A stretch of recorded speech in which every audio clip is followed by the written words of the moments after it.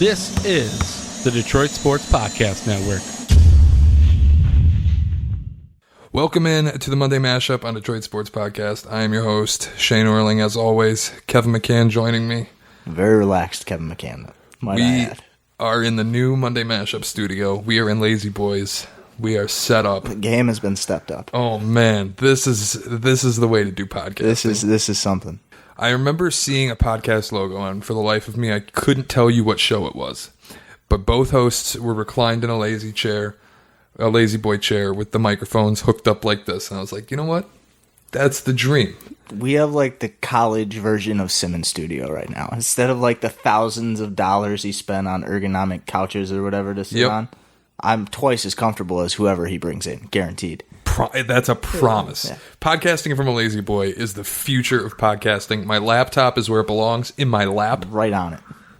I'm ready to go. So what do we got?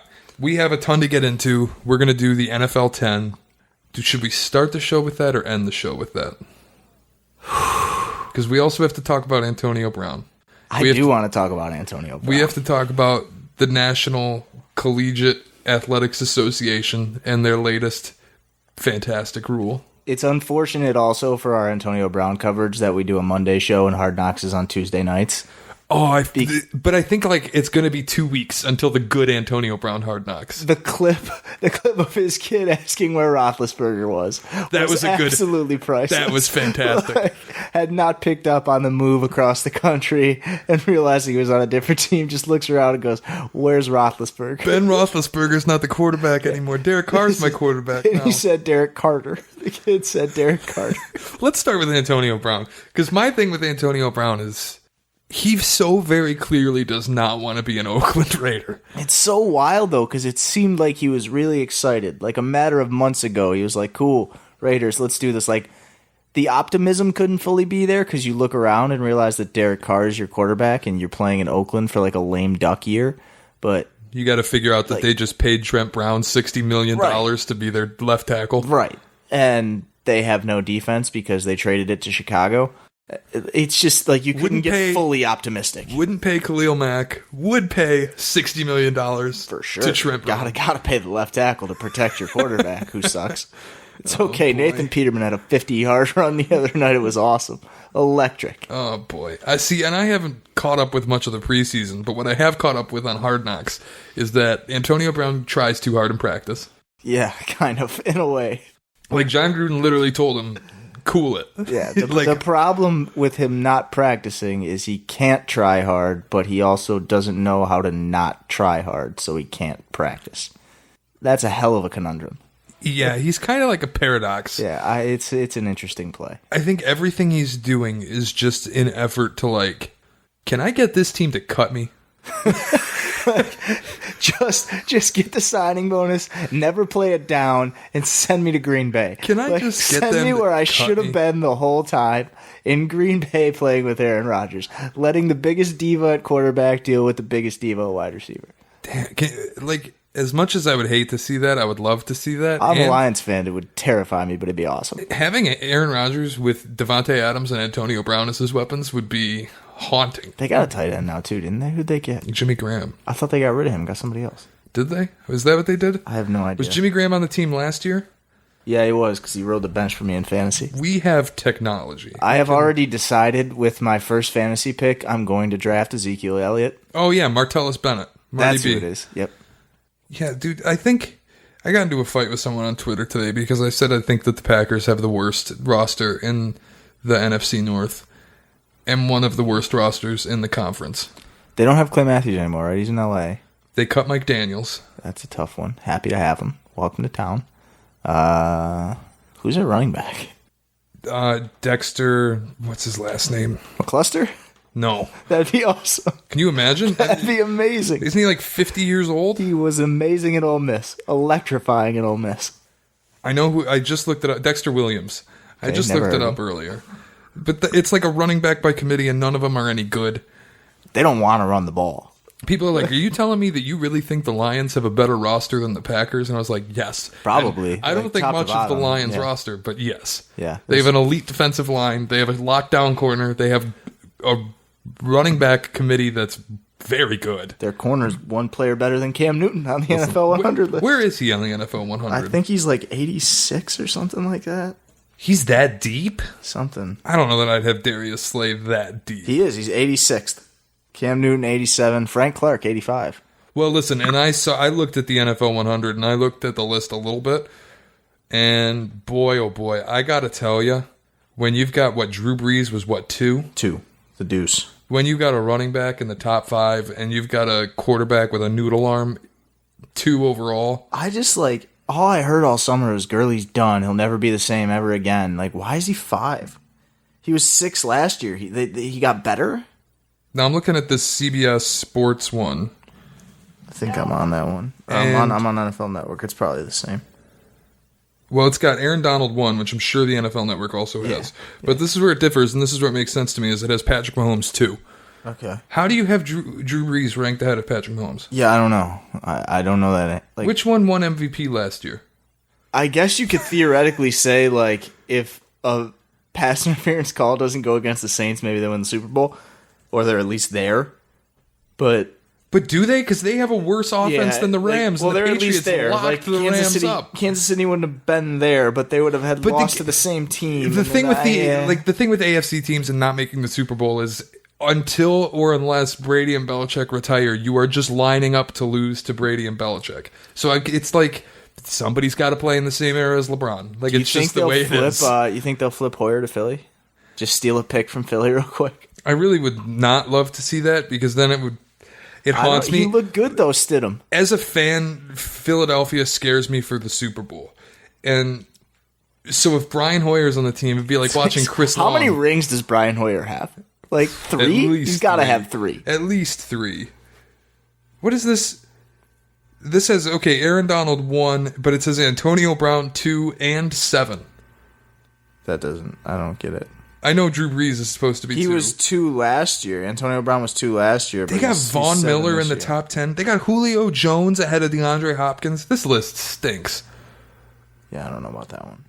Julio Jones can't score touchdowns. What do you got him ahead of Don? Why are Antonio Alvin Kamara Brown in front of Saquon? Why are Antonio Brown and Julio Jones in the top 10? There's a lot of these I don't agree with. Yeah, Hopkins being 11, I don't agree. Phillip Rivers last year was 56th, and this year he's 17. That's got to be a record jump. Well, no, Mahomes wasn't ranked at all, but Jesus. Odell Beckham Jr. at 23. Coming off a broken leg or something? I don't know. He was 77th the year before. That doesn't seem fair. Maybe that's when he was coming off a broken leg. Saquon Barkley at 16, even that feels low. And I appreciate that Stephon Gilmore is the highest ranked corner, and I agree with that, but 22 feels awfully low. When's the next corner after him? Jalen Ramsey at 27. Jalen Ramsey's the second best corner in the NFL? Yeah, I would say so. He didn't get on an all-pro team last year, but that's mostly because the Jags were atrocious. That's fair. More because they sucked than because he sucked. Nick Foles is their quarterback, so all's well. Listen, how much do you trust Nick Foles? I don't think you're getting Super Bowl MVP What a Nick Foles. quarterback room that was in East Lansing. Brian Hoyer, Nick Foles, Kirk Cousins. Boy, oh boy. I'll tell you, Michigan State, say what you want about their football program and the state of it, but man, they've almost been a factory at quarterback. I mean, I can't think of another university that pumps out decent backup quarterbacks who become stars for a minute better than Michigan State does. Connor Cook didn't pan out, but started a playoff game though. That's unfortunate. Yeah, but it's true. But it is funny to me that they just seem to put every quarterback that comes into their doors into the NFL. They aren't all successful. No. Not everybody's going to be Kirk Cousins, Andrew Mr. Maxwell Mediocre. didn't make it. But everybody else. Brian Lewerke, as it stands, probably is... We'll get a shot somewhere on a practice squad. Barring some incredible season this year, probably not getting a look. Dude, this site sucks. It says number 40 through 31. Oh, I see how they're doing it now. That doesn't make any sense. This stinks. All right, you want to get into the NFL 10, and we can do a little more Antonio Brown. We can do some of the NCAA and their stupid new rules. Ah, yes. And a little Michael Beasley slander, if we may. Oh, yeah, we should talk Michael Beasley because he did a thing. We'll get to that. But for the NFL 10, so this kind of blew up as a CBS Sports thing, and the gist was You are the general manager of an NFL franchise for the next 3 years, and your goal is to win the Super Bowl. And you are drafting 10 players to win the Super Bowl in the next 3 years, assuming the rest of the players on your team, the other 43 of them, are league average. There's no salary cap. We didn't specify how many offense and defense. And so when I went through it, I thought to myself, what's the bare minimum of what I need on defense? And I thought 2 pass rushers, middle linebacker, safety, corner. Yeah, I ended up with 5 defenders. Yeah, it did end up even splitting 5 for 5 to me. Well, because I think, that's the thing. When I'm building a team, I want to make sure that I'm good in pretty much every position group. And there was the end of it for me. It was like, okay, well, I could, instead of a middle linebacker, I could get, a 3-4 linebacker and then only have one, and then I could get myself an extra receiver or a tackle or somebody. So it's there are a few combinations. I never had more of a difference than 6 and 4. I went through it, and I have a couple honorable mentions, but I went through it, and I wanted to make sure that I had a solid defensive backfield, that I had a solid pass rush, that I had a very solid offensive line, a good quarterback, and good receivers. I will tell you off top, in my top 10, there is not a running back, and there is not a tight end. I think have a running back. I think my style of the way I view the NFL now, I think with the platoon of league average running backs, you're just as good as having 1 star. Okay. I mean, that's just how I view it. My running back is a guy who can catch the ball too. So, I think that's important. Yeah. And I think I might know who you're thinking of. Yeah, but my extreme bias would lead everyone to believe who I'm going to say.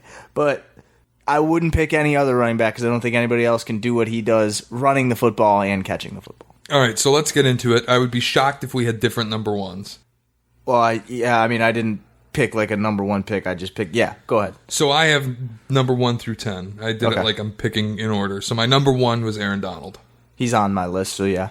That is who if I were drafting, that's who I would take first. Yeah. I just my line for him is him and Mac. I want him and Mac. Khalil Mack is my number 2 pick. Those are the 2 guys. But I think Aaron Donald is basically an edge rusher in a defensive tackle's body, and the fact that he is just a freak of nature. Khalil Mack can get however many sacks and also cover a tight end in a pinch. Right. I think if you have those 2 on your defensive line, you probably have the best defensive line in the history of football. For sure. I left out the rest I didn't take a middle linebacker in a lot of combinations because I had those 2. My 3rd pick was Patrick Mahomes. He's on my list. Sure. So then number 4, I took DeAndre Hopkins. I didn't take Hopkins. I took Julio. Ooh. I in the end, I just think Julio's a little bit more physically dominant. There are corners who can bother DeAndre Hopkins. I'm not trying to down talk DeAndre Hopkins, but when it came to it, I know his numbers are probably better. I know he's younger. I know he's probably faster, but go up and get the ball. Give me Julio Jones. I love Julio. I hate that he doesn't get in the end zone. He's only got 1 season in his career where he's double digits in touchdowns. It's fair. And it's I know you just said there are corners who will bother Hopkins. I can't lean heavily into physicality on Julio's side when he just constantly gets his ass beat in the red zone. He does. My combination with Julio is my next guy was Le'Veon. So if I'm in the red zone, that's who I'm giving the ball to anyways. And I still have that threat of Julio. That's fair. Okay. See, I said something different up, but my 5th pick is Stephon Gilmore. He was my first corner. Yeah. And that's just, if it were 5 or 7 year window, I think I'd take Jalen Ramsey because he's younger. Yeah, I guess. I like Gilmore better. The fact that it's 3 years, it's I'm going to get Stephon Gilmore when he's 28, 29, and 30. Yeah. That is perfect. I like Stephon Gilmore and then better. You can go do anything else you want to do, but once you hit 30, that's the breaks. I'm done with you as an NFL corner. So the fact that I'll get you in your prime and then you're gone at 30, I think I'll win a Super Bowl with that. Yeah. I mean, I might take him for the 5, just because I like him better than Ramsey. I don't know if he'll still be good at 32, but how much does attitude factor into? Not a whole bunch, because I think that type of attitude for a corner is actually a good thing. aspect. I just think Jalen Ramsey got his lunch handed to him this past year, and I'm going to need to see a little bit more out of him. Listen, and like what I said is, yeah, he probably is the second best corner in football, and his team stunk. But you are right; he talked an awful lot of shit. He had a lot to say, and to then not he make had an all-pro nothing team to say anymore. Like if you're going to talk as much shit as Jalen Ramsey about, I can lock up anybody. And then, like, didn't Odell punk him? Like, he got punked a couple times last year. And it's like, you kind of got to be first team All-Pro if you're going to talk as much shit as Jalen Ramsey. And was very, very, very good in the playoffs. So I'm taking Gilmore. I think he was a lead all year. First team All-Pro with Kyle Fuller. And it's like Kyle Fuller I don't think is on the same level as Stephon Gilmore, but he had a good year. Yeah, I mean, the Bears defense gets a lot of hype. My sixth pick was Quentin Nelson. I don't have him. I love Quentin Nelson. I mean... And I've been pumping this guy's tires for as long as I can remember having known about Quentin Nelson. But the fact that I was on the train that I thought he should have been Offensive Rookie of the Year last year. And I know it's impossible because never. Saquon Barkley, and you're not going to give that award to an offensive lineman. Both of those reasons. But we're talking about, like, the Colts' offensive line as a position group was awful. I had Tyron Smith as my first lineman. That's fair. Yeah. That's a decent pick. Like, he's very, very good. He is very good. My thing with Quentin Nelson is he's young. Fair. He revolutionized a position group that has historically been shit. Like, even back when Peyton was there, it was a bad offensive line. And you get Andrew Luck in there, he's like the most sacked quarterback in football. And then suddenly this year, they're like, hey, we're keeping him upright. Quentin Nelson, suddenly we have a running game because he's establishing interior blocks. They changed a lot to help Andrew Luck get the ball out quicker, too. Yeah, and they finally, like, they have a guard who can stuff the A-block and create space. Guards are the new tackles. Like, they're going to get paid like tackles because they're so mobile, and everything in all of offense now is you got to be able to move. You can get guards to pull, you can get guards to be mobile, they'll make money. So my seventh pick is Odell Beckham Jr. And this is where I didn't go with a running back because I have Patrick Mahomes, who can create enough for himself in the backfield, who can, like, even if the offensive line collapses, which mine won't because I have another offensive lineman, but even if that happens, he can create so much time for himself in the backfield. And I think if you have DeAndre Hopkins and Odell Beckham Jr., and you're giving them 7 seconds to get open downfield, they're going to get open downfield. Yeah, this is where I hated myself, but thought like a GM and not a person, and I have Tyreek Hill. Like, I hate myself for it, but the motherfucker get open like crazy. Like, if I got Mahomes, I'll take Tyreek Hill. Like, is he going to go to jail in the next 3 years? I don't know. But if he's on my team, do I have a better chance to win a Super Bowl? Probably. Let me ask you this, and it's kind of unrelated to the NFL 10, but it's related to what you just... If you are drafting a fantasy team, do you play fantasy football? Oh, yeah. When you're drafting your fantasy team this year, if Tyreek Hill's available, are you going to pick him? What round? Like, I got to be realistic. If he's there in, like, the 6th round, I'm probably going to snag Tyreek Hill. My thing... I'll leave him in the flex all year. Ceremonially, you're not coming out of the flex. Like, my thing with Tyreek Hill is... And I'm not even talking from, like, an emotional standpoint. I'm talking... It's week 1, and an audio tape gets sent to a Kansas City radio station. Yeah, you're right. Like, he's caught. You're right. Like, you're right. That's it. You're right. But if that doesn't happen, he's the best receiver in the NFL, probably. Yeah, and I think... Who was it? Somebody I was listening to a podcast or something, and they're like, the 2 most valuable offensive weapons in the league are Saquon Barkley and Tyreek Hill. Yeah. Period. Yeah. I'll take Le'Veon Bell, but we know why. Like, in regards to fantasy, like, I'm the dude who drafted Le'Veon first overall last year. 2nd overall pick, my first and you pick. Got fucked. I won the league. I won the league. You didn't have a running back. Nope. And he was on my roster. I never dropped him. Oh, my God. I still won the league. You're probably the first like, who's in this league with you? It was an 8-man league. Oh, boy. You had Le'Veon and Saquon Barkley. And... I'm going to draft Zeke with my first pick this year, just to see if I can do it again. Because if he sits out the whole year... But I don't think he's really going to hold out. But if Melvin he does Gordon and I can win the league again doing that, I'm a legend. That's insane. The 8-man league, I've never played fantasy football with less than 12 people. 8-man's fun. You get so many points. I'll admit, I did an 8-man league one time, but it was outrageous. It's so fun. It's a good time. Oh, boy. All right, so number 8, I think we're on, right? Yeah. Derwin James. That was my pick. I like him and Eddie Jackson. They were right there. And then I was like, I don't know anything about Eddie Jackson. He's just the first safety on the list. I like Derwin James better. So I went with Derwin James. He can do so much. Yep. Like as a box safety, he's basically a middle linebacker, but he can also cover downfield. Mm-hmm. There's literally nothing Derwin James cannot do. I love him in the Chargers off defense. And like the fact, again, he's so young. Yep. And that's like with 3 years, I feel like that's the average career in the NFL. So at the more physically taxing positions, like, again, this is part of why I didn't take a running back, because if it's a 3-year span, I'm good with league average guys. I don't need to take a star who might die. And, like, I thought about Jamal Adams for a minute, and I thought about, like, 3 years? How many good years does Eric Weddle have left? Just for, like, the veteranness of him, but he's not that good anymore. He's not that good. And when you look at safety, like, dude, I think Derwin James is probably the best safety in the league. So I think there's a fair... yeah. That's a now fair that assessment. my guy Glover Quinn is gone, of course. Derwin James is what Landon Collins was when Landon Collins was one of the best safeties in the league. And Landon Collins Wasn't still that like is. last year? Well, yeah. If his team weren't atrocious. But He plays for Baltimore now, right?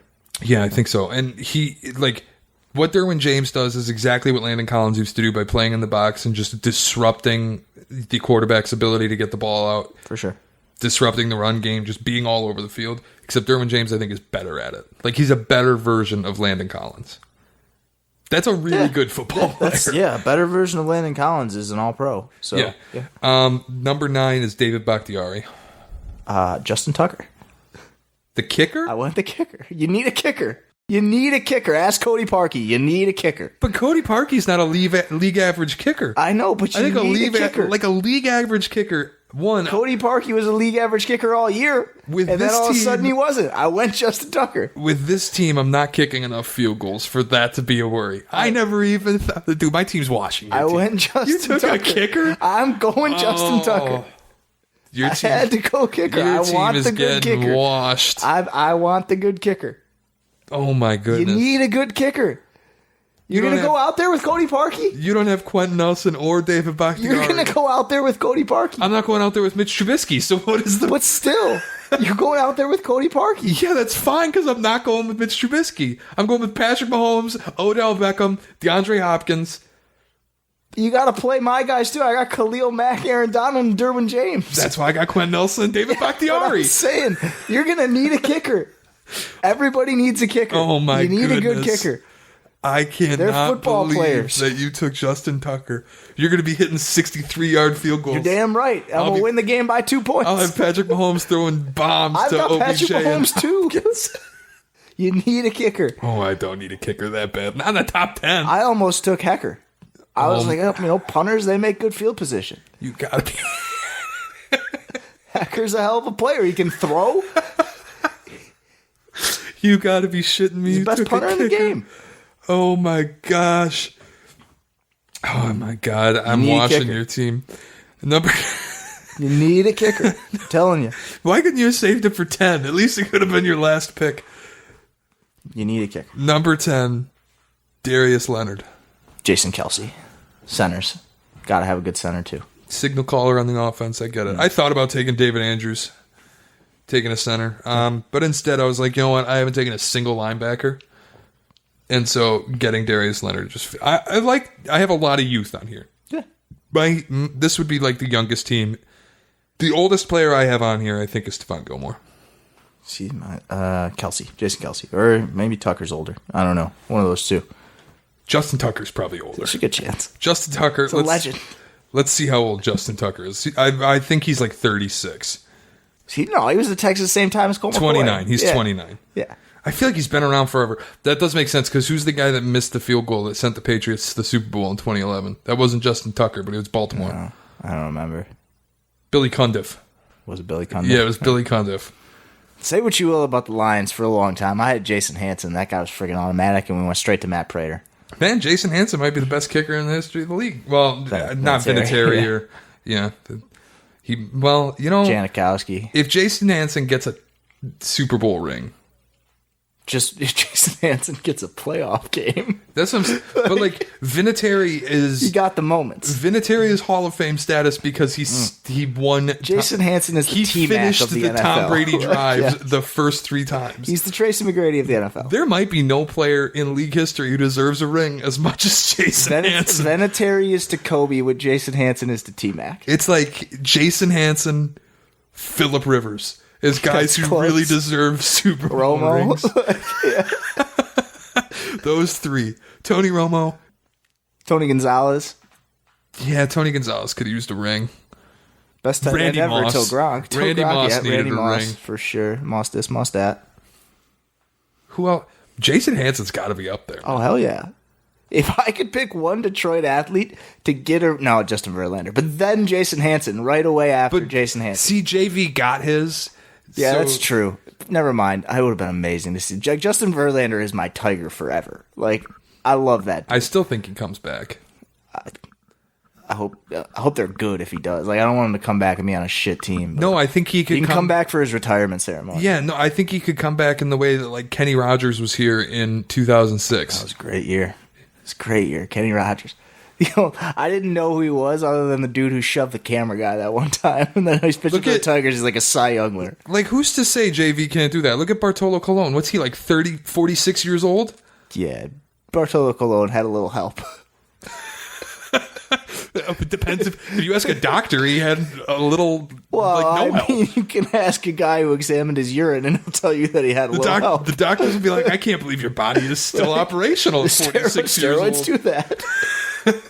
Like, maybe he's just doing the Frank Thomas thing, the Boy, oh boy, eugenics. he looks real bad in this picture. Good Lord, Bartolo Colon. I can't believe he hit that home run. And then again, One guy I wish just would have played for the Tigers. Bartolo Did Colon. he play for the Tigers? Played for so many teams. Who was it? Somebody was like going through his stats, and they're like, "Does Bartolo Colon get to the Hall of Fame?" And then they were like talking about who was it that got in? It was like Henry Baines or something. Some guy. They're like, "Who? Why is this guy getting to the Hall of Fame?" And they're like, Stole 50 bases back in 1891. they're like, "Is Bartolo Colon going to get to the Hall of Fame?" And they're like, "I mean, his numbers aren't there, but then again." Henry Baines is in the Hall of Fame. It's like the Stafford debate. Do we think they're going to say we don't want a Bartolo Colon speech? He's walking in. But he's a in. steroid guy, though. Everybody who's connected to the steroids doesn't get in the Hall Yeah, of Fame. but he's like, I think A-Rod gets in. I don't think A-Rod. Yeah, but A-Rod's just like the most diplomatic. Everybody loves him. He's so well spoken. He's such like he's Sunday Night Baseball and he works for. He's got 2 jobs. Andy's married to J-Lo. Yeah, that too. Good for him. But And he's friends with Big Cat. that's true. New season of the Corp coming soon. Yeah, I don't think this. It sucks because my whole thing with the steroids is let them all in. For sure, steroids made the game better. Yeah, Like, and especially if they're juicing. The stayed balls up in the down. Like, middle what of the hell are we night talking when Barry about? Bonds was on that run, like watching his games, every at bat they showed in San Francisco. Like, I don't care if he's on steroids; it's entertaining. The guy had more walks than other people had hits. That's how dangerous he was. Well, and that's the other thing is, like, if you look at Barry Bonds' stats, and this stat stunned me, but if you turn all 762 of his home runs into strikeouts, he still would have better walk rate and better strikeout rate than, like, it was like, I can't even remember the names, but it was high-profile players, and it's like Barry Bonds still. Guys stopped taking steroids. Now they're juicing the balls. Like, they got to figure out a way to get guys to hit home runs. Yeah, it's insane how dominant Barry Bonds was. And, like, I didn't even really realize it, but I do remember staying up to watch him. And it was, I looked back at his numbers when he was even in Pittsburgh before the steroids were a big deal. He developed a tree has trunk the Kobe career of an arm. His 8 and 24 were both Hall of Famers. Pittsburgh and San Francisco, both Hall of Famers. Yes, Like, absolutely. yeah. It's like there are guys who you can split their career in half, and I had that tweet about it, and they have Brady, multiple. Kobe, Brady might Gretzky. have 3, but It's fair. Kobe's got 2, Gretzky's got 2, Nicholas. Barry Bonds has 2 for sure. Barry Bonds, people don't remember how good the first half of his career was. You And can I say know we're Tiger going now. way off on a tangent, but he literally, like, it might be Mike Trout, Barry Bonds, Plus, if we're being honest. all-time greatest YouTube clips ever of him and Jim Leland just going back and forth. That's an all-timer. Jim Leland has that. The last of the real ones. And the picture of him in the dugout with the Tigers hat and the lit cigarette is an all-time that Jim one, Leland. the spring training, when he is just like picture perfect college baseball manager at spring training. Because I've seen it, and it's just a dude leaning on a fungo with a cigarette wearing a BP top. Just like, all right, I'm going to hit 5 more ground balls and go chew some seats. Jim Leland is really... Man, I miss that guy. I wish his role with the Tigers were more public. For sure. This is 2 straight weeks we've talked baseball on this podcast. I texted you today. I watched 5 total innings of baseball this week, 2 of which were professional, 3 of the Little League, which is... I only want to see the beginning of the Little League when they do the intros, because they're amazing. Like, is that like the who's your favorite player? What's your favorite food? Like, I'm so-and-so, my nickname is this, or they say one thing about them. And it's like... One of the kids was like, I'm this, and they call me C-Note because I'm money, and the kids behind him are just like, cha-ching, and it's the whole team. It's just priceless 12-year-old humor. Oh, that's I love awesome. it. You love to see it. Takes you back. I got to tune in. I haven't watched the Little League World Series in a while. I caught 3 innings of it. There is a kid. Where is he from? I think it's like Jersey, something like that. Big Latin kid, and he looks about 19 years old. Like 6'2", 205. Like just a big kid throwing gas. Like, you love to see it. You love, because this kid, fantastic. This is it for him right here. That's Bartolo Colon. You have to look forward to, you can be a pitcher, a first baseman, or a lineman. Like, this is where your athletic peak is, right here. You're 12 years old, you are physically dominant, and you can just rake and throw gas. That is all you got. But it's awesome for him. Great to see. The Michigan team didn't make it again. Classic, because nobody plays Little League in Michigan. Yeah, we're not a big baseball But for like professional baseball, you know what's this week weird was good. about Michigan? Now we're going on another tangent, but the weirdest thing to be about Michigan is that we produce so many basketball players, and yet nobody in this state cares about basketball. How are those two things? Nobody cares about professional basketball. How are those two things, like, how do we produce so many basketball players, Well, first of all, but nobody cares about the NBA? You can go like around the entire nation. I don't know that there's a better area for basketball stars or basketball players in general than Flint. Like, Flint just churns them out. Saginaw? Yeah, Flint and Saginaw in general, but mostly Flint. Like, they just churn them out. And Detroit, like, I mean, you can go all the way Kyle back. Kuzma. Nobody even thinks about it. Miles Bridges, the Flint stuff. Like, I just saw Jason Richardson win a Big 3 game with Nate Robinson last night. That's how bored I was on Saturday night. I watched the Big 3 game. Nate Robinson hit a bank shot 3 for the win, and as he came down from the 3, which would have been an and 1 if it weren't for the win, he landed in the arms of Glenn Davis. Like, Glenn Davis caught him in midair as he hit a bank shot 3 for the win. That's incredible. Electric. The Big 3's electric. Big Joe baby. Johnson, Nate Robinson. I can't get it up. Catching folks in Like, the Big 3. The Killer Bees, they're coming. Steven Jackson's been on a roll lately, but Trilogy, they've been hot. That's tremendous. Did you watch the Team USA scrimmage on Friday night? No, I can't. Every time, because I watched the Paul George one, and I swore I'd never watch another one again. Fair. Also, you're not a Celtics fan, so I can understand. Yeah, there's nobody I cared about watching that game. But either way, I wouldn't watch it. I remember exactly where I was sitting in my college apartment watching the Paul George thing happen, and I almost vomited. And I was like, oh my God, Paul George's never going to play basketball again. Like, that was it. That was it. So I never watched another one again. That's fair. I don't remember what I was doing that night, but I didn't watch it live, and I'm very thankful for that. Yeah, it sucked.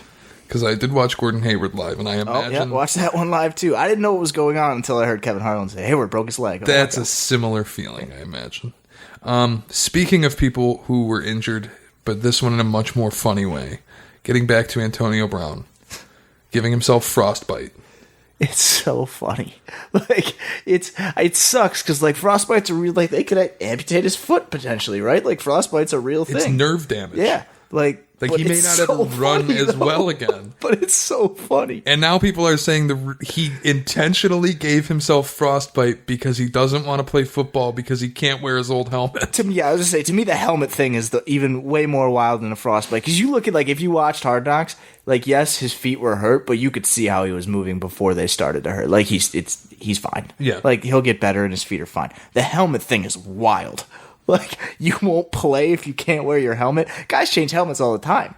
Like, new year, different helmet. people have been on the record, like Brady came out and he was like, I hate these new helmets. Oh yeah, he changed for a minute and went back to the old one, right? Well, you can't go back to the old one because the old one's not the new safety rules and things. The old one's not up to code. You can't hit the quarterback's head anyway. It's not up to snuff, right? But so they were like, yeah, you can't wear that helmet. And the same thing with Antonio Brown. But Antonio Brown is taking it one step further than anyone else took it by literally spray painting his old helmet into Raiders colors and then getting kicked out of practice for it.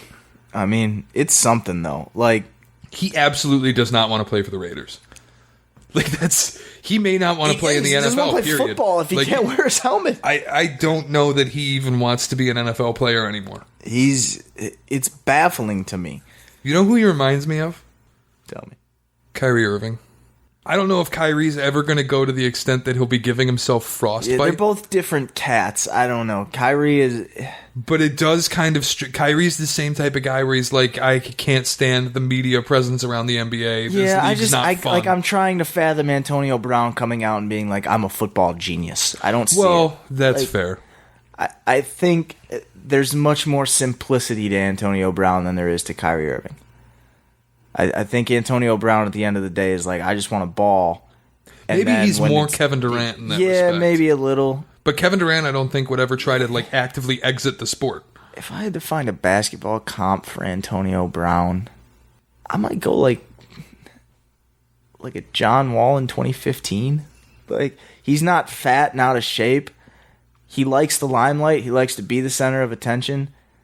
Doesn't seem like he wants to practice all that much. He sort of just wants to go ball and doesn't want to do anything else other than party and ball.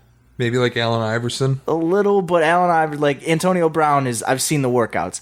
Allen Iverson is one of his most famous quotes, not the most famous, is, I didn't lift weights, that shit was too heavy. Like, it's a good quote. It's a phenomenal quote. I've used it many times. Antonio Brown gets in the gym and gets after. Yes. Like, the video, you remember Antonio Brown, the video of him, like, catching the brick with each hand that came out this summer? Maybe he shouldn't have been wearing Gucci loafers while he was doing that. He should be taking better care of his feet. Like, foreshadowing, he was wearing Gucci loafers while he did that drill. Like, maybe throw some Nikes on. You get paid a lot of money to wear those. Dude, the whole time I was watching Hard Knocks, I was just like, I know what your fucking feet look like, and for that reason, I can't take you seriously. No, and like, there's a lot of things about Antonio Brown. Maybe he'll never be as good as he was with Dan Lefevre. Shout out to the Chips. But, like... Dude, Quentin Tarantino wouldn't put this guy's fucking feet on camera. That's like the biggest indictment I could give to his feet. That's something. I just, like, I don't know what to make of him other than, like, maybe once training camp's over and they just play, he'll just want to go play. But, like, I'd like to see him a little bit in the preseason, and I don't think we're going to at all. Oh, no. Like, oh, no. There's no shot. You're just going to roll it out week one. And even if the Raiders wanted to play him. That baseball field. Like, they still play on a baseball field. Like, it'll be something.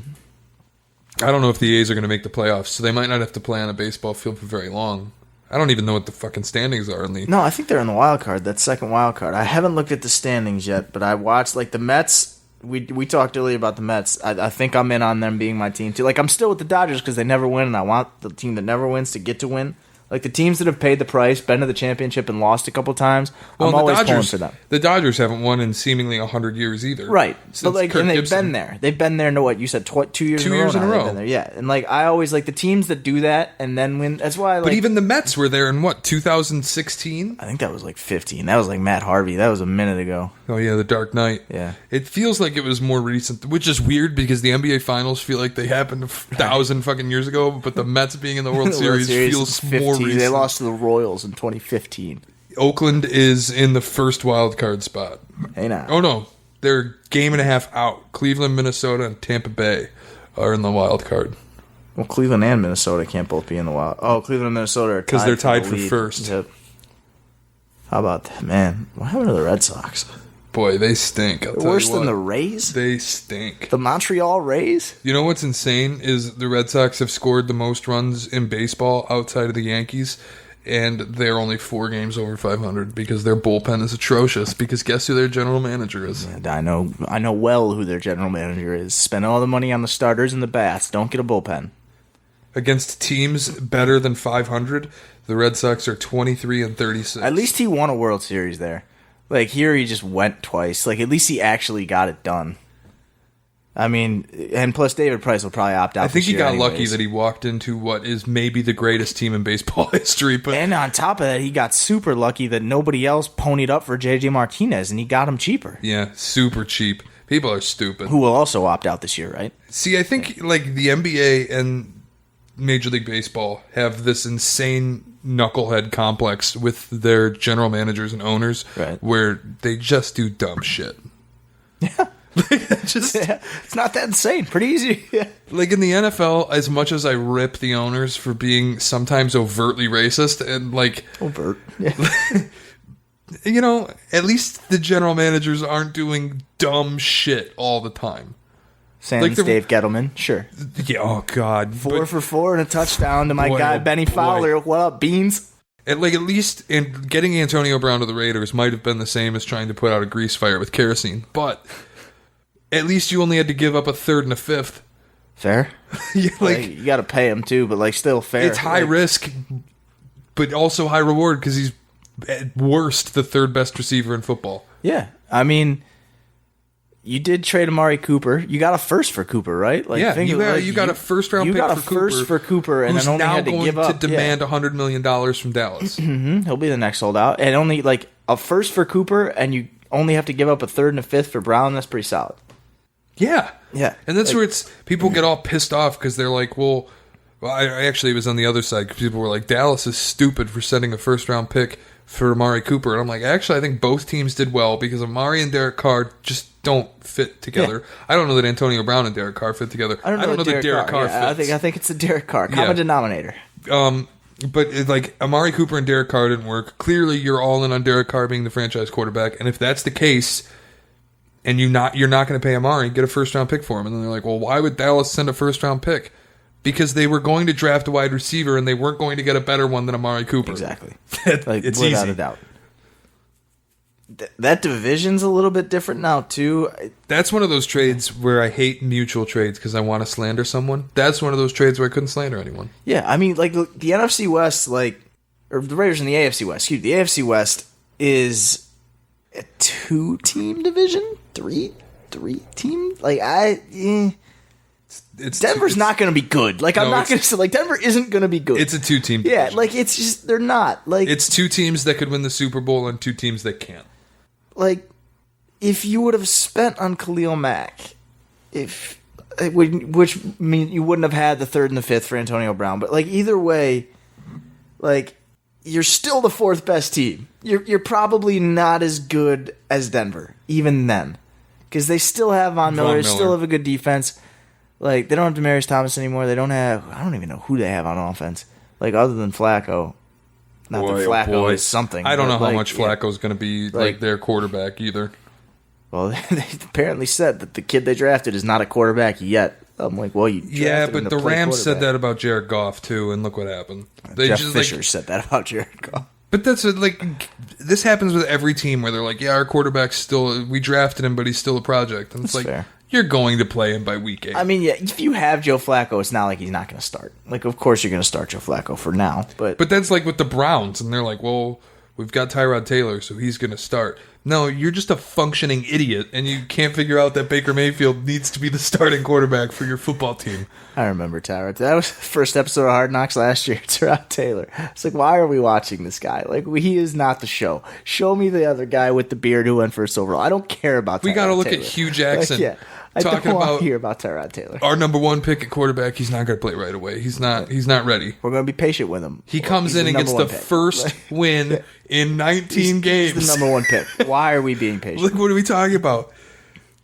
Man, he's really good. And in fairness, he beat the Jets that night. So Well, fair. the Jets did Listen, the hammer Jets, the Lions Yeah, I last was year. going to say, week 1, the Jets didn't look all that bad. Remember the first drive of that game? Sam Darnold throws a pick six. And I'm like, oh, hell yeah, this is going to be an easy one. Monday night, we're going to dominate. And then at the end of that game, I was like, yep, Lions going 0-16 this year. So the other story I wanted to make sure that we got to a little bit, I'm sure we'll go on more tangents, was Kevin Durant, in the middle of the season, stopped speaking to his teammates on the Warriors. Except Quinn Cook. Man, Except Quinn Cook. I don't fucking know how Quinn Cook manages to be in all these. Like, I don't know how Quinn that guy Cook is that guy. He's friends with everybody. Like, everybody who went to Duke loves him. He stayed there long enough to win a national championship. Where Like, he's everybody not else that he came in good. with left. But everybody loves him. He's always on good teams. He comes off the bench on good teams, gets 4 or 5 minutes, hits did it in 1 college. 3. It's his game. He hits Like, 1 he 3 come off and the he's team out. or come off the bench on good teams.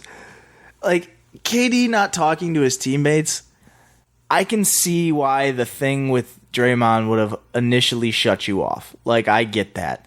Then with the Knicks coming out, like, remember, there were so many reports about the Knicks. It was like, who was it? Rick Bucher said, like, in January, he was 95% sure that KD was going to the Knicks. Like, I think that might have been true at the time, though. Those things would make you want to shut off. Also, factor in what type of team that is, and then what type of dude Kevin Durant is. They're all married. They all got kids, and they all live on the other side of the bridge. Like, you're not going to hang out with them. He was the only one who lived in San Francisco.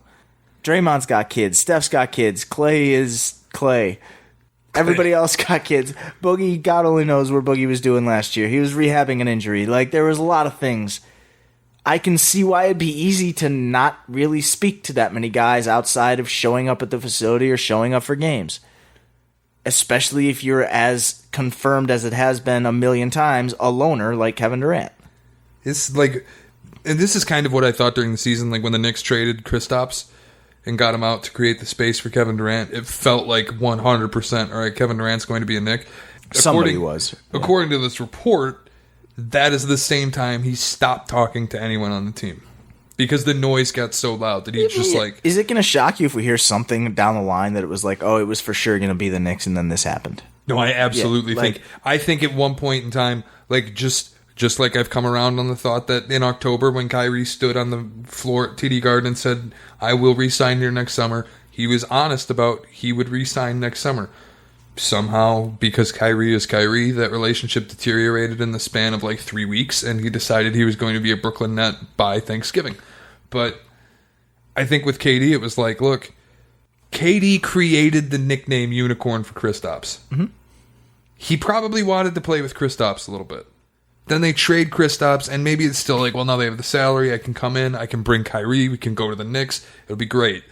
But then they just happened to add best friend DeAndre Jordan, and DeAndre was like, listen, bro, this isn't what we want to do. It's fair. DeAndre spoke very glowingly of Steve Mills and Scott Perry. Like, everybody seems to speak very glowingly of Steve Mills and Scott Perry, and then the undertone is, but their boss is a dumbass. Yeah. Like, in which you can't deny. He's so bad with former players. He's so bad with fans. He goes on the radio and talks about how great they're going to be in the summer. Like, yes, the overarching factor of every Knicks decision is, but nobody wants to even shake James Dolan's hand, let alone get paid hundreds of millions of dollars by the guy.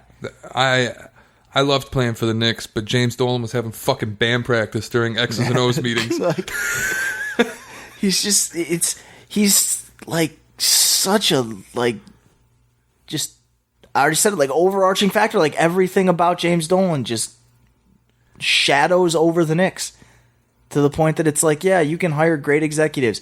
Like, Scott Perry is a championship executive here in Detroit, was an assistant for Joe Dumars. Steve Mills' pedigree is that he's a really smart basketball mind and knows how to run front office, and he's the president. He's not running the day-to-day the way Scott Perry is. Like, everybody loves those guys. Everybody, like, it seems like they should get somebody better than Julius Randle. The brand is super valuable. Exactly. But the guy who owns it sucks. He's never going to get forced to sell because the brand is so valuable, because they keep selling out, because he owns the fucking building. Yeah. But it's the best concert venue in the world, right? Most famous arena. It's the best basketball venue in the world. For sure. I think that, like, when he banned Charles Oakman from the building, that was kind of like a watershed moment for players where they were everybody like, was bad. Like, you could look at Phil mouthing, like, Oakley. Was it Oakley? And, like, yeah, it was. Dumbass. Like, go over and help. Like, you're Phil Jackson. That's Charles Oakley. He handled it poorly. Obviously, James Dolan's handling it poorly by just standing up and turning around and pointing at security. Like, the optics were just so bad. Yeah. For a hero. And it'd be like if Sheed got kicked out of the Palace. It's like... No, worse, it'd be like if Lambeer got kicked out of the Palace. Melo did more for that franchise in 5 years than anybody in the Won past a scoring 40 title. years. They were the 2 seed in 2013. Like, they had a better 5 years with Melo than they had 30 years prior. If Amari stays healthy, they realistically could still have been good for a couple more years. Like, I don't know that they would have got past the Heat the next year. Well, no, but that's like what I was going to say. It might have been them instead of the Pacers taking the Heat to 7 games. For sure. For sure. And instead, Dolan's an idiot, and they made sure to let the door hit Melo on the way out. Yeah. And They, with Melo, like, I'm glad we started with KD with this, because there may be no more toxic player, LeBron, I guess, but there is no more toxic owner than James Dolan. For sure. Say what you will, he's never put a goat in his general manager's office. Yeah, but it's shit all over. Like, but yes, you're right. At least when you're the owner of the Phoenix Suns, you don't have a marquee franchise. That's the whole point of it. He's as toxic as maybe a couple other people, but he owns the Knicks. Like he's the owner in New York. When you're so toxic that you have the most valuable organization in your pocket, and he's you're Jerry landing Jones. He's like that. It's Julius like, yeah. Randle. Yeah. But even Jerry Jones, you're paying Dak and you fucked up with Romo. Like, is Jerry Jones as toxic as a, Dan Snyder? No. Is he as toxic as Stephen Ross of late? Maybe. But he owns the biggest team. He owns the most valuable team. So no matter what he does, we're going to blow it up. Are they still the most valuable team? Oh, yeah, the most valuable franchise in America. It's the Dallas Cowboys. It's always shocking to me. It's wild, but their stadium alone is worth how much? Well, true. That practice facility. Where I kind of Patriots are second. I was wondering if the Patriots had made up enough ground that they took over, but they're still $1.2 billion behind. Yeah, like I said, the building and the practice facility for the Cowboys host state championship games in Texas. It's so nice. What is it with these New York teams? Because the Giants are the third most valuable NFL franchise. It's New York, dude. But no, the point is, I get that, but it's why can't they find competent ownership or competent? Well, the Maras have been pretty competent of late, I suppose, but they've got 2 Super Bowls in the last 13 years. How many other owners have 2 Super Bowls in the last 13 years? The Rooneys. Well, no, one. Robert Kraft. The Maras are, as far as owners go, I would take them as the owners of my football team. Fair. I'll tell you that. They're not Robert Kraft, but they're a hell of a lot better than Martha Firestone. How much worse does their ownership tenure look if they don't get 2 miracle runs that were literal miracles? They had no business winning those Super Bowls. Yeah, I mean, it looks worse, but if they don't have 2 miracle runs Bowls. And they are still dying on the hill of Eli Manning, how much worse does their ownership run look? Worse, definitely worse, but... And they're still bringing in family man Dave Gettleman. It's worse. It's definitely worse, but at the same time, they would have still gotten to 2 Super Bowls. It is. You would call Eli's career a success, not to the point that he's a 2-time Super Bowl winning quarterback and a Hall of Famer. It is funny because CBS Sports keeps putting this stuff out, and it was the most tortured fan bases, and they had the New York Giants ahead of the Detroit Lions. Yeah, right. I don't know how you. There's can be tortured. no more tortured fan base than the Detroit Lions. There isn't. You could say the Toronto Maple Leafs, but are we really going to talk about hockey? No, and I was thinking the Browns, but no. It's not. Why? Because they went 0-16 recently? We went 0-16 recently, too. So, 11 years ago. We haven't been shit since. Yeah, and the other thing is, the Browns haven't even been flirting with success in the way the Lions have. Right. And the Browns, came back in 98? Yeah. Yeah, we've been doing this since, That's true. 1956. That's true. Man, oh man.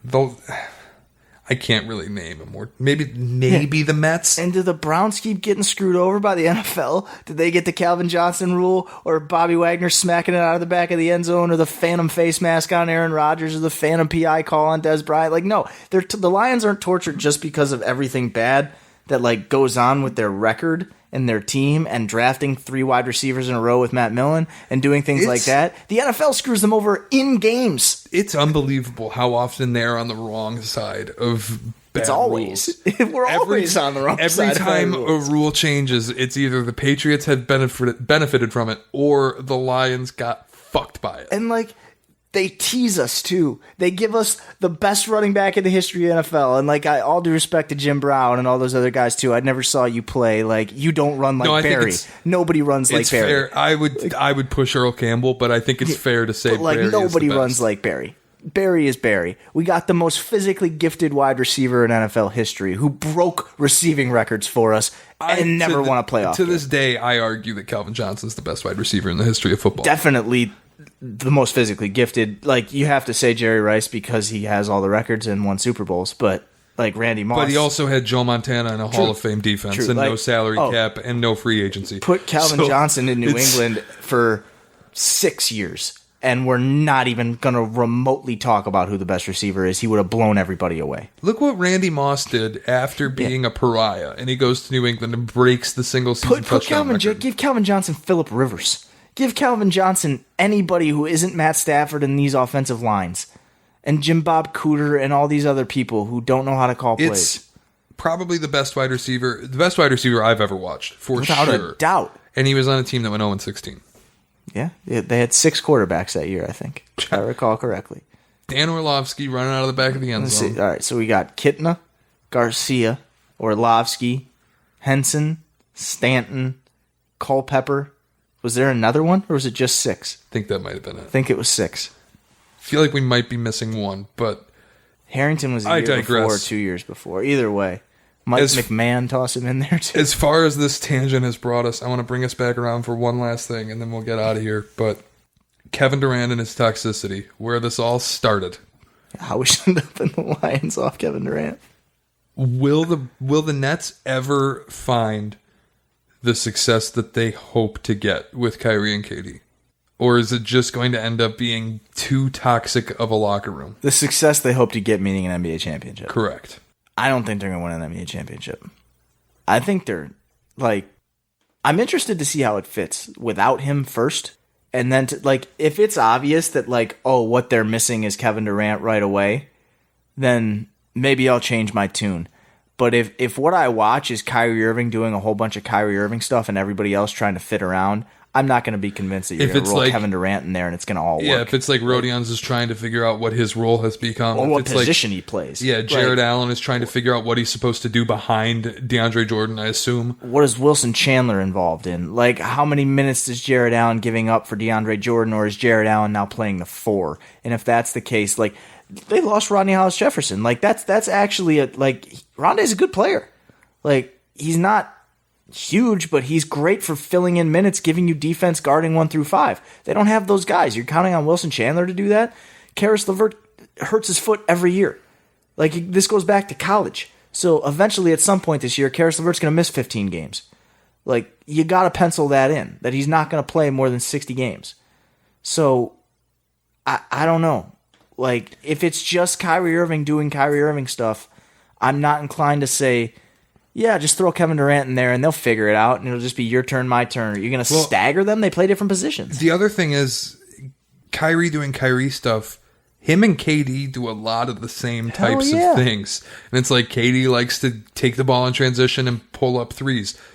Kyrie likes to take the ball in transition and pull up threes. Kyrie likes to ISO. KD likes to ISO. It's how many of the same type of guy can you have, one at the wing and one at point, doing the same types of things? It's I don't think Kyrie's really a true point guard, no matter how much he improves his playmaking ability, because so much of what he wants to do is more like what Harden wants to do. And even though I count Harden among point guards more than twos, you're not a true point guard in the traditional sense. Kyrie Irving has never had a backup point guard as good as Spencer Dinwiddie. That's true. For sure. So I'm sure they'll find ways to play them together.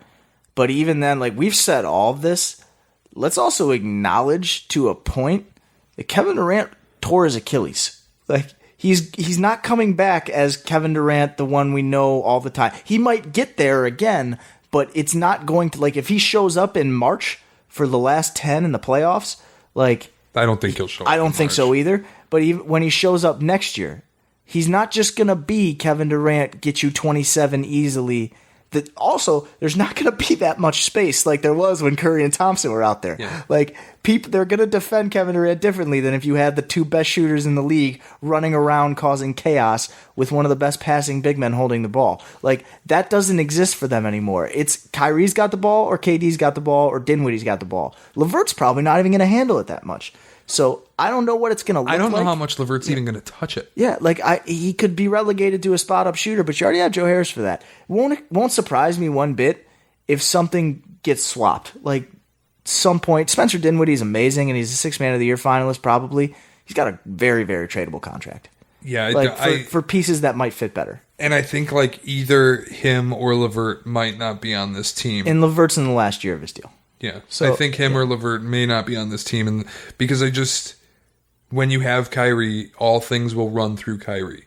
And with Danny Ainge, it was very clear kind of early on. It was like, this is a high-risk, high-reward situation. And we know the flight risk.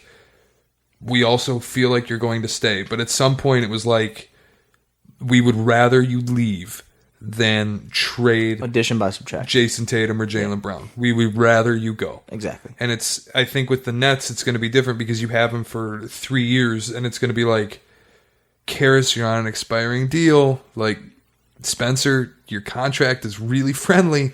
Like, there's a lot of things about the sign. Like, Kyrie's going to be here.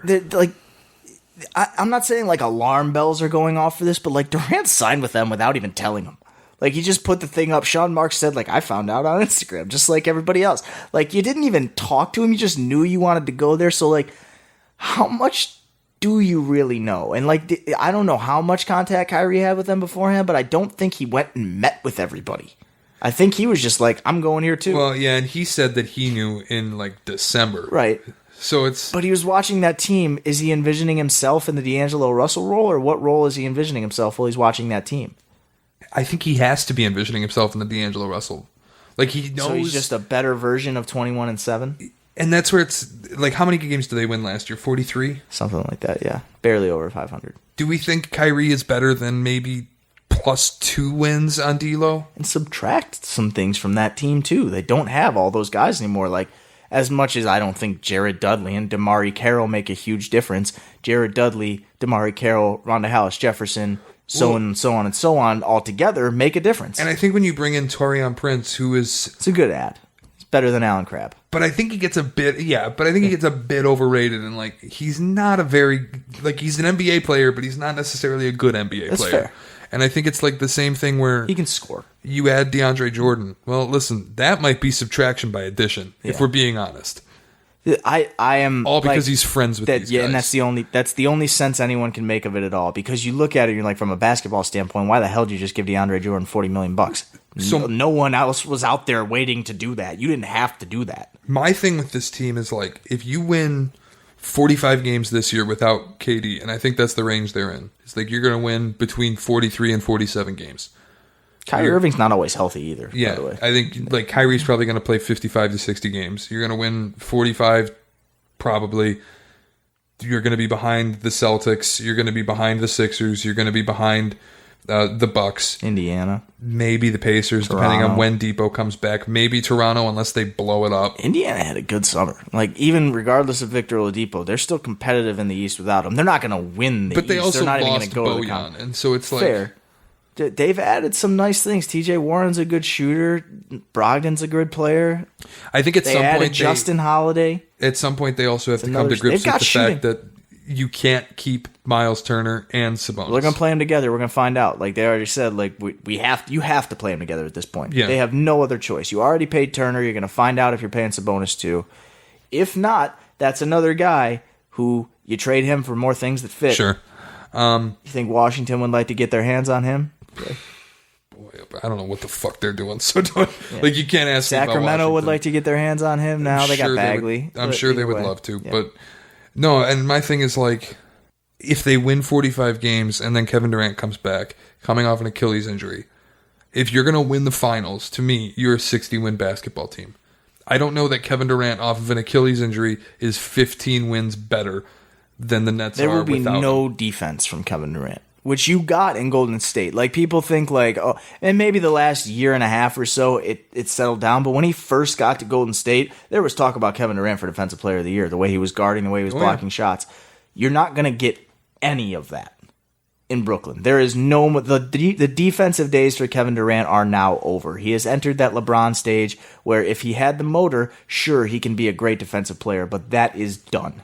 Like, as sure as you've seen it with LeBron, you will see it with KD, especially now with the injury. DeAndre Jordan is I think he's only like 31, which is wild. But like still Feels like he's 40. He plays like he's 40. Entering that area of, yeah, I'm about to be done doing the defensive thing too. Let me get my rebounds and dunk. Like, I don't know. Kyrie looked like he really wanted to play defense this year, but then the playoffs happened and he didn't have any interest. Kyrie had a coach who could scheme defense and make point guards who are not so good at defense look really Brad good Stevens at defense. made Isaiah Thomas Exactly. decent. Brad Stevens might make Enes Kanter look good at defense. Like, that's a challenge. That's a tough one. But I think defensively, the Nets have a lot to worry about. Like, a lot to worry about. Again, Rondae Hollis-Jefferson, not like a huge impact guy. Great defensively off the bench, can guard 5 positions. You don't have a 5-position guy off the bench. This stuff's just on the floor, not like the locker room. Oh, stuff God, the locker room be is so... They I'm do have sure- one of the nicest lockers. The locker room has a skyline view. So Yeah, but I'm sure Tough to be mad, man. after a loss, when Katie and Kyrie are both staring into their phones and Kyrie's rubbing energy Katie's crystals even there. on, We have no idea how, like... It's gonna is be a Katie going to live in disaster. Brooklyn this year? I bet he's never going to live in Brooklyn. he's in New York a lot. For sure. His doctors are there. So, yeah, he'll probably be rehabbing there. But Is he going to be in Brooklyn? I don't know. Is he going to be in I New don't know. York? These Yes. videos of him rehabbing are all in L.A. Like, he's in the pool and stuff. He's in L.A. Blake Griffin's probably been in New York more than... Sweet Prince. Speaking of the Pistons, let's wrap this up. Michael Beasley's an idiot. We have the number 1 pick in 2008. We have the number 2 pick in 2008. We have the number 1 pick in 2009. How about it? Michael Beasley had a $2.5 million guaranteed contract in China. He said, nope, I want to go try to make the roster for the playoff contending Pistons. When the suspension got announced, 3 days ago? Yeah. The only thought I had as I scrolled by it on Twitter was, who's the sad sap of a team that's going to let Michael Beasley sign a couple of 10 days so he can serve the suspension and get back in?